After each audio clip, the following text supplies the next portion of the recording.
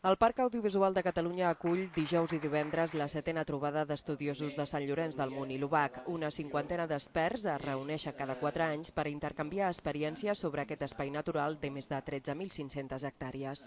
El regidor de Medi Ambient, Màrius Massaller, i el diputat d'Espais Naturals de la Diputació, Josep Mayoral, han inaugurat l'edició. Tots dos han coincidit en assenyalar la necessitat de protegir aquest territori i a la vegada donar-li contingut. Hem de saber compatibilitzar bé aquests usos, és a dir, l'èxit del futur del present i del futur del parc està en que sapiguem mantenir-lo com un element de conservació, però sapiguem també compatibilitzar-lo amb aquests altres usos d'oci.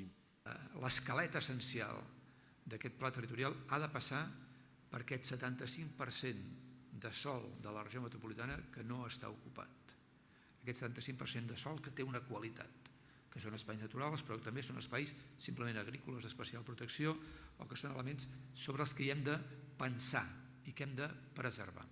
La protecció i conservació és compatible, segons els experts, amb l'aprofitament sostenible del territori. L'activitat agrària o ramadera recuperen antics paisatges i ajuden a conservar-los. Limitar l'accés al parc de vehicles, fer ciutats compactes, reduir les urbanitzacions que esquitxen el territori i una xarxa viària i ferroviària ordenada són altres decisions que s'han pres per preservar el parc.